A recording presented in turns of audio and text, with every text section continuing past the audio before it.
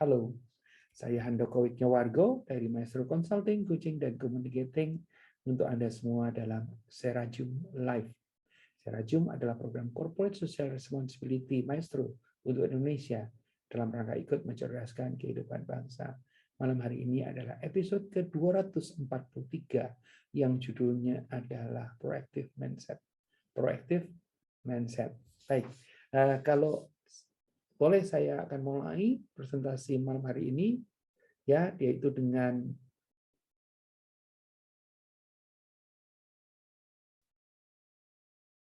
menggunakan PowerPoint. Benar, saya rasa ada yang salah dengan lighting saya, tapi oke lah, ini masih bisa. Ya, kenapa ada yang salah dengan lighting saya? Jadi lighting utamanya tutup mati. Oke, baik, kita akan coba lihat. Saya akan share screen.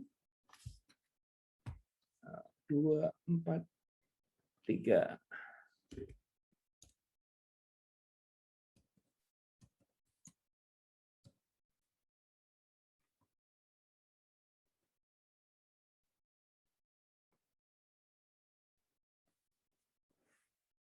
Oke, sudah. Oh, belum, wajah saya masih di sana. Boleh saya minta izin untuk menyalakan satu lampu dulu karena lampu utamanya mati.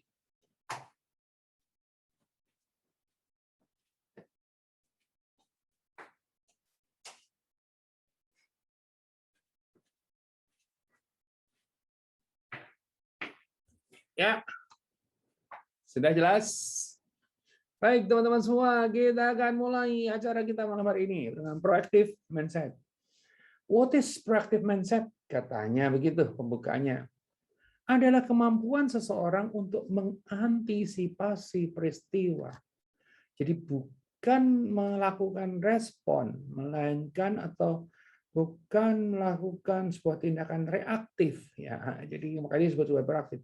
Sehingga dia dapat mengendalikan situasi dan mempersiapkan situasi sebelumnya. Jadi sudah mendahului yang jadi diantisipasi. Ya, itu yang menjadi ide kita adalah, makanya tadi saya cerita soal nanti kalau setelah pandemi, gitu ya. Nanti kalau setelah pandemi itu katanya orang kan kayak di start bersedia siap jalan gitu ya, itu kita harus dengan proactively siap pada saat itu sehingga kita kalaupun lari jangan terus kemudian kita masih meleng ke belakang gitu ya. Maka itu yang harus dilakukan. Teman-teman semua, kemampuan seorang untuk mengantisipasi peristiwa sehingga dia bisa mengendalikan situasi dan mempersiapkan situasi secara sebelumnya. Jadi sudah preparing. Nah, kalau kita bicara soal proaktif, barangkali yang paling klasik, yang paling sering orang tahu bahwa proaktif mungkin pertama ya dari dulu sudah ada istilah proaktif. I learned a lot from zaman dulu juga, tapi mungkin sebagian orang yang senang baca buku ingat pertama kali yang lewat ini, The 7 Habits of Highly Effective People, barangkali ya. Ya, kenapa? Karena di kalimat yang pertamanya dari 7 itu tulisannya adalah be proactive, be proactive.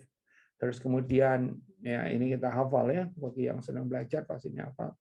Begin with the end in mind ya. Jadi tahu persis apa yang akan jadi hasil akhirnya. Put first thing first ya, yang lebih penting duluin, think win-win, jangan mikir menang sendiri, tapi menang bersama gitu ya. Seek first to understand, then to be understood. Nah, nomor 5 ini tidak gampang ya. Banyakan dari kita itu pengen dipahami tapi nggak memahami orang lain. Terus nomor 6 juga nggak gampang juga, kita bicara soal synergize dan sharpen the saw. Ya, sharpen the saw Anda termasuk yang every serajum sharpen the saw. Ya. Tapi bukan Anda aja loh, sebetulnya saya sharpen the saw juga at the same time. Karena kalau saya tidak baca ulang, saya nggak bicara ulang, akhirnya mungkin saya juga makin tumpul. Saya nggak mau bahas tentang ini, ya. Saya mau bahas tentang yang lain. Sebenarnya ada banyak buku lain yang terkait dengan proaktif. Ya. Ada proaktif terkait dengan kesehatan, ada proaktif terkait dengan manajemen, dengan penjualan, dengan apapun juga. Ya, demikian banyak buku tentang proaktif. Teman-teman semua, bagaimana menerapkan ini menjadi penting. Kalau sudah iya, Artinya kalau kita sudah tahu bahwa proaktif itu penting, itu bukan cuma sekedar penting doang, tetapi harus diterapkan. Nah, ini hari ini kita akan membahas tentang itu. Bagaimana menerapkan proactive mindset di perusahaan. Ya. Nah, mari simak penjelasan berikut ini, tapi ini saya ambil naskahnya dari Why Businesses Should Embrace a Proactive Mindset. Kenapa sih bisnis ini harus embrace proactive mindset? Ini dari majalah Forbes ya, yang bicara tentang itu. Silakan kalau mau diakses ya. Keluar dari masa pandemi COVID-19, perusahaan perlu upaya meningkatkan proses dan kinerja. Antisipasi lagi, ya, keluar dari pandemi.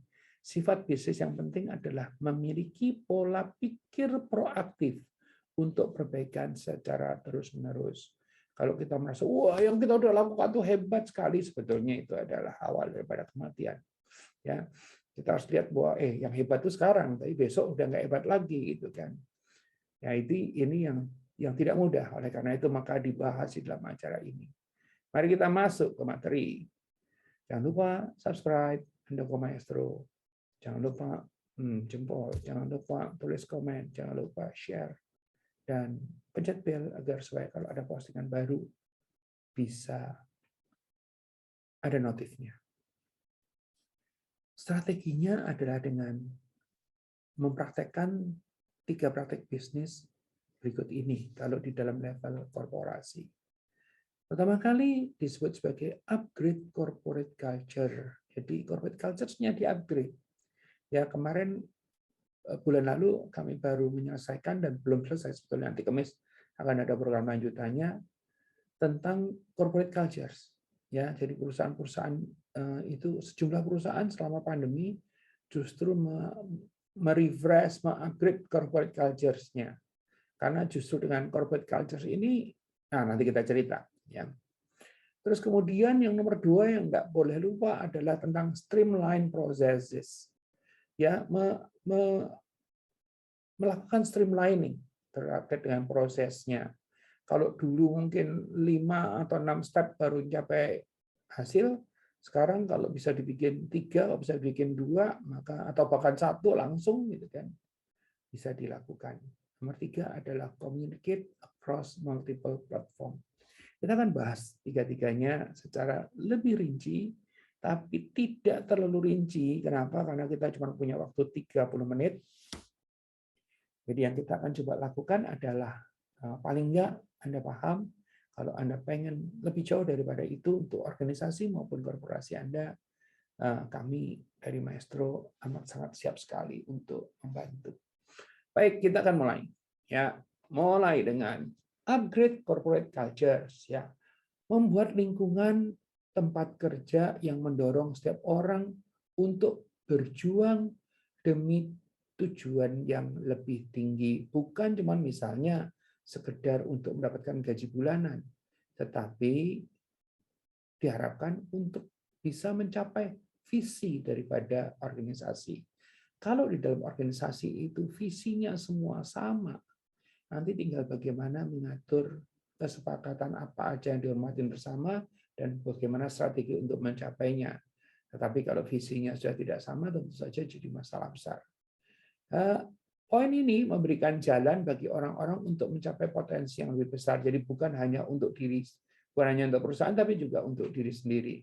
Setelah menetapkan tema tujuan yang lebih tinggi, yang biasanya berupa visi, identifikasi, dan bagikan tujuan serta keyakinan yang Anda berdasarkan nilai dan prinsip utama Anda. Nah, ini biasanya ada visinya, terus kemudian ada yang namanya corporate values-nya. Jadi kami termasuk yang sudah 27 klien ya terkait untuk merapihin ataupun merefresh dari corporate values dan juga visinya. Dengan membagiannya akan membantu orang memahami peran perusahaan Anda, baik terhadap masyarakat maupun terhadap karyawan, terhadap stakeholders. Termasuk terkait dengan upgrade corporate cultures. Ada contoh di artikel itu mengatakan saat pandemi, mendesain program misalnya One Global Workforce, ya, working from anywhere. Nah ini kan sesuatu yang baru muncul belakangan, orang bisa seluruh dunia bisa kita ambil dan kemudian orang bisa bekerja dari manapun juga. Ya, terkait dengan materi ini saya pernah bicara tentang digital nomad waktu itu ya. Jadi silakan diakses di YouTube Handoko Maestro. Program ini menawarkan keseimbangan kehidupan pribadi dan pekerjaan tentu saja. Ya. Nah, nomor 2 yang tidak kalah pentingnya adalah yang disebut dengan streamline processes. Proses yang ada itu tidak bisa cuma dibiarkan begitu saja. Situasi sekarang yang terjadi mengharuskan untuk kita melakukan streamlining pada saat yang sama, memberikan kesempatan untuk itu. Ya, kalau lihat di tempat yang lalu udah proses sudah begitu, jalanin aja, hasilnya juga bagus gitu kan. Sekarang kan adanya pandemi kan hasil bagus tadi menjadi pertanyaan, bagus enggak? Ternyata enggak gitu ya. Bagaimanapun juga semua akan terganggu kan gitu. Ya, nah dan dengan pandemi ini kita wajib untuk tahu bahwa ada kesempatan untuk melakukan streamlining bagi mereka yang mau melakukannya. Memberikan pemahaman kepada karyawan tidak hanya membantu memaksimalkan laba perusahaan. Industri 4.0 menunjukkan perbaikan yang berkelanjutan. Misalnya, menemukan cara untuk mengotomatisasi tugas. Jadi tugasnya sudah terotomatisasi. Apakah itu berarti penurunan jumlah karyawan? Iya. Itu bisa jadi Anda, bisa jadi orang lain. Kenapa bisa jadi Anda orang lain? Kalau Anda tidak berubah, ya itu aku yang akan terkena otomatisasi karena aku mengerjakan pekerjaan yang begitu-begitu dan selalu begitu.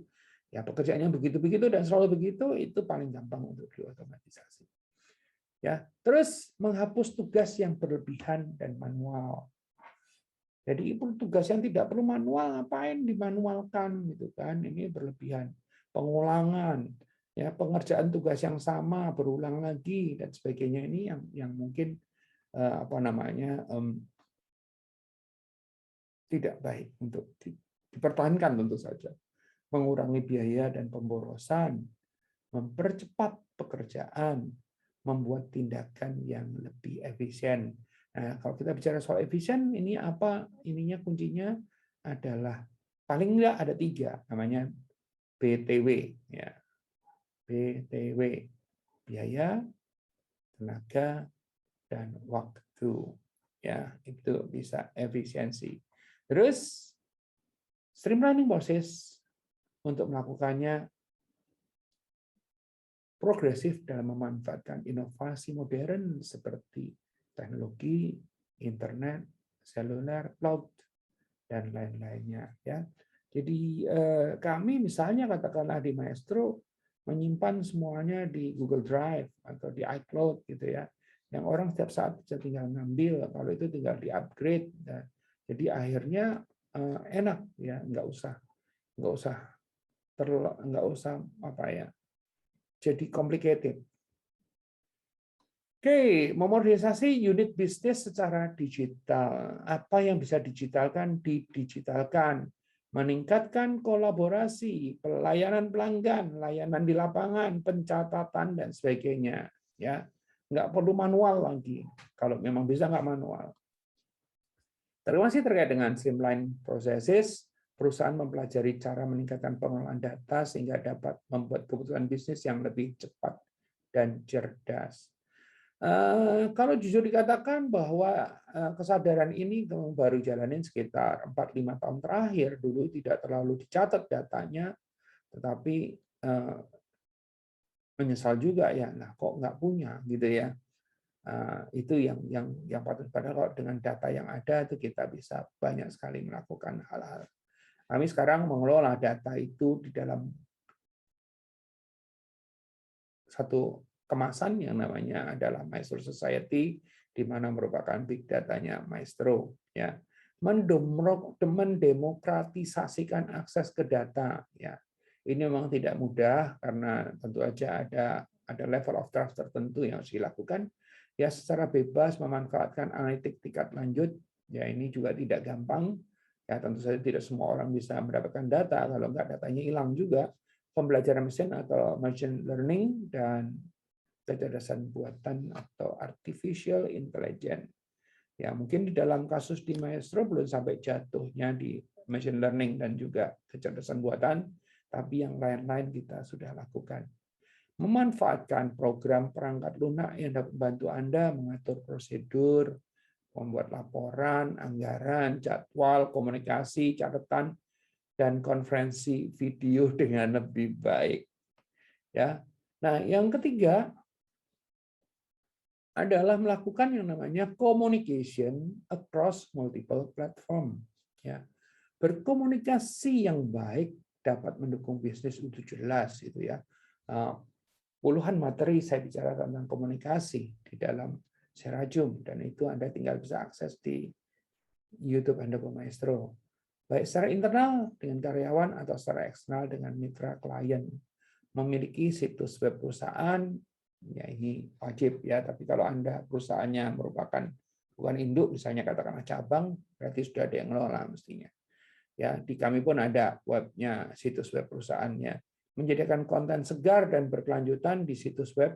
Nah, ini yang butuh kedisiplinan ya, karena biasanya ngupgrade itu yang lama, ngupdate itu yang kadang-kadang suka terlambat.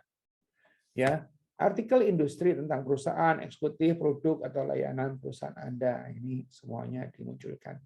Ya, berbagi posting blog secara reguler, pengumuman, rilis berita, acara dan informasi yang sifatnya teknis.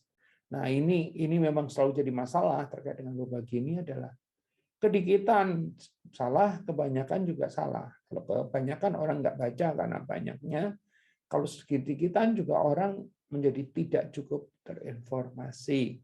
Jadi berapa pasnya sangat tergantung kepada situasi dan kondisi daripada pasar dan juga perusahaan Anda.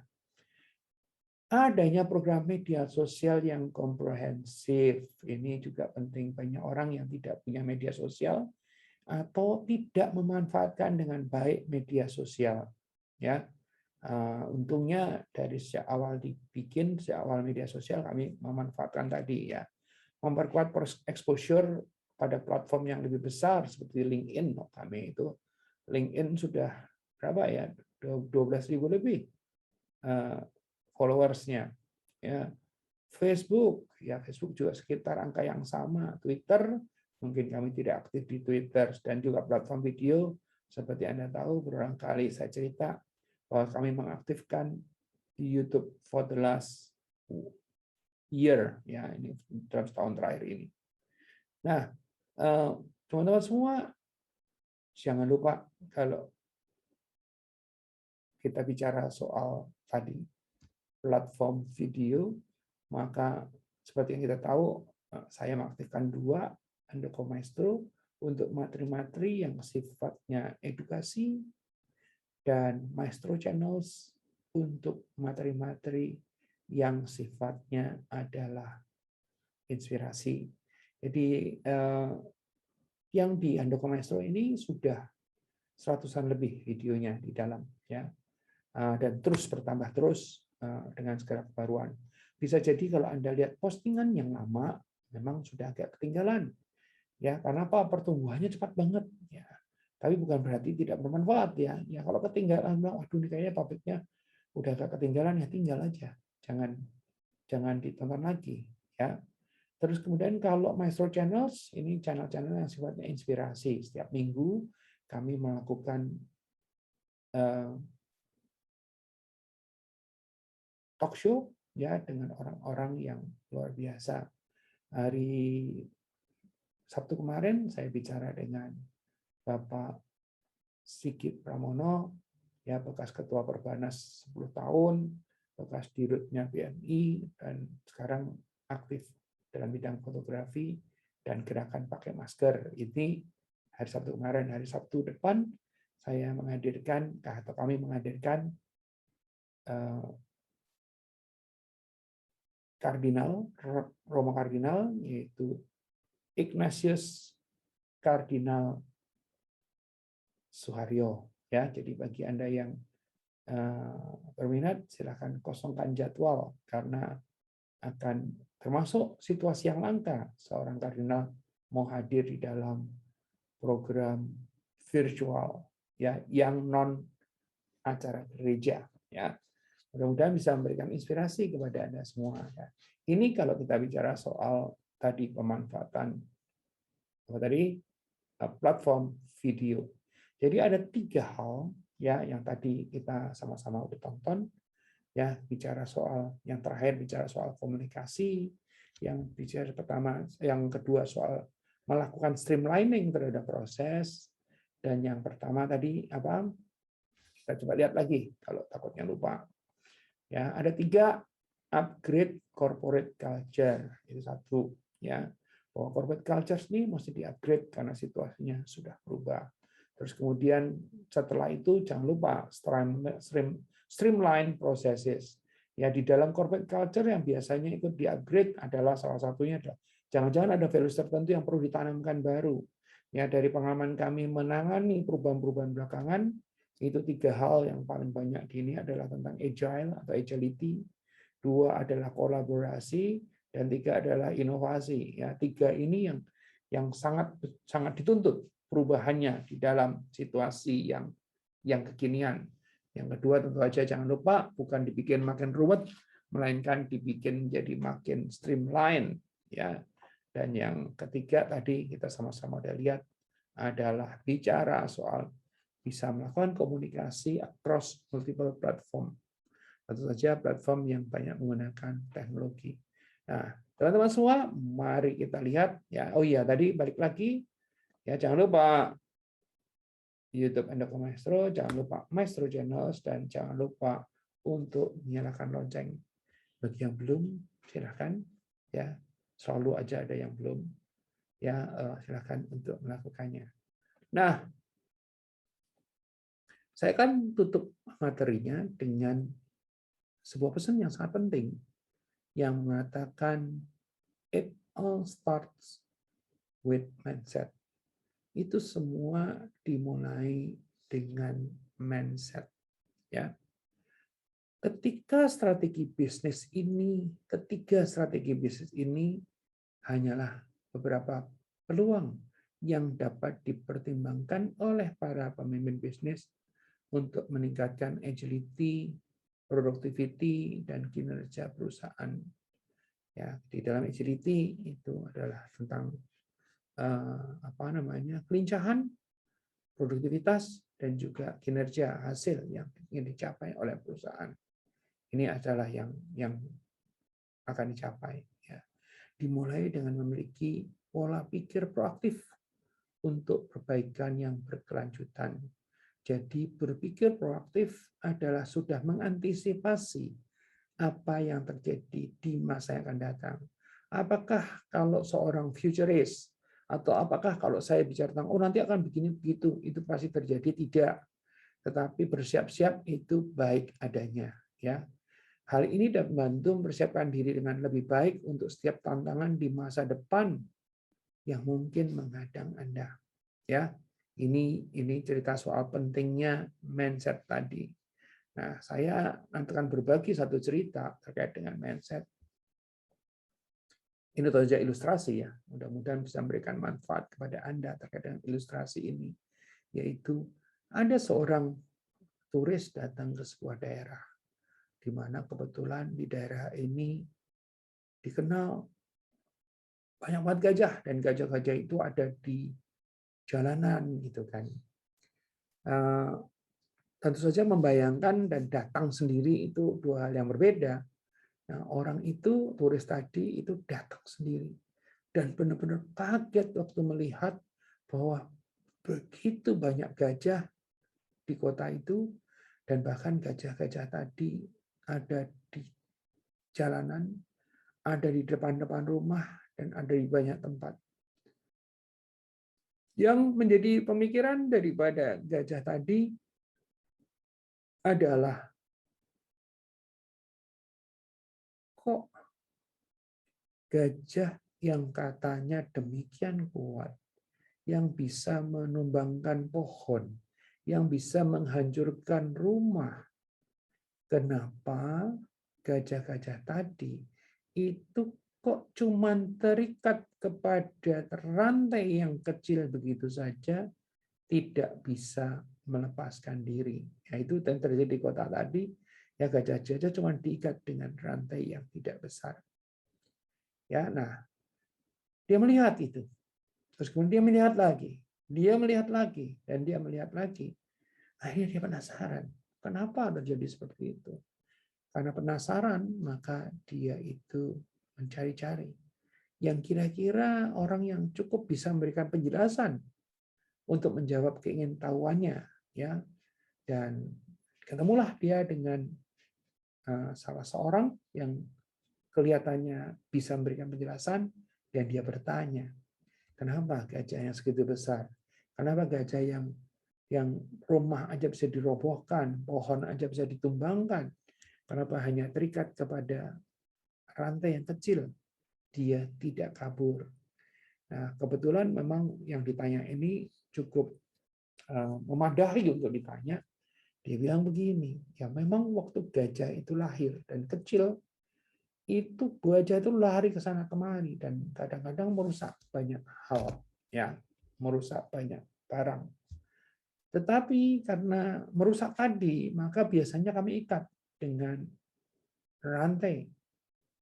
Ya, nah, ikatan rantai tadi itu kita tidak pernah ganti rantainya, ukuran rantainya. Yang diganti cuma lingkarnya saja. Jadi makin besar pun tetap dengan rantai yang sama. Tapi dari kecil, begitu gajah itu dirantai, dan dia meronta, dan dia itu tidak lepas, maka gajah itu merasa bahwa rantai ini mengikat dia. Oke? Nah, apa yang kita lakukan adalah, pun menjadi makin besar, kata si orang tadi, itu rantainya sama, cuma ukuran lingkar kakinya aja yang dirubah. Tapi gajahnya tidak bisa pergi atau tidak bisa lari, bukan karena dia tidak kuat, bukan karena dia tidak bisa melepaskan diri, melainkan karena dia dalam pikirannya dia. Dalam pikiran gajah tadi, dia berpikir bahwa kakinya terantai. Nah, apa yang saya mau ceritakan dengan ilustrasi yang terakhir adalah mindset itu seperti itu. Ya, mindset-nya gajah terantai, maka dia akan merasa bahwa tidak bisa lepas.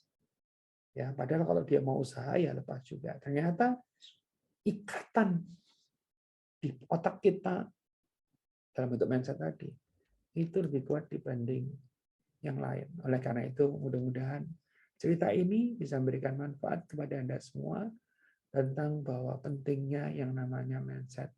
Hari ini saya cerita pentingnya mindset proaktif. Kenapa? Karena kita mesti mengantisipasi, bukan cuma sekedar menjalani atau sekedar reaktif. Yang diharuskan adalah proaktif. Ya, karena apa? Ya, tidak ada yang tahu memang masa depan. Karena orang selalu bilang, yesterday is a memory, tomorrow is a mystery, today is a gift. Jadi hari ini mudah-mudahan menjadi gift juga buat kita semua. Ya, membuka mata kita semua untuk bahwa ya, yuk lihat ya, kita nggak bisa lihat apa, memang nggak bisa lihat apa yang terjadi di masa yang datang. Kalau perlu kita bikin plan A, plan B, plan C, sehingga dengan plan A, plan B, plan C tadi kita bisa mengantisipasinya, mempersiapkan diri sehingga kalau perubahan itu terjadi, kita tidak hanya sekedar survive, melainkan sukses secara berkesinambungan. Teman-teman semua, hari ini materi secara Zoom 243 saya akhiri. Judulnya adalah Proactive Mindset. Mudah-mudahan bisa memberikan manfaat buat Anda semua. Terima kasih buat yang sudah hadir dan yang belum sempat disebut namanya. Oke, sekian dari saya. Handoko Wargo dari Maestro Consulting Coaching Communicating.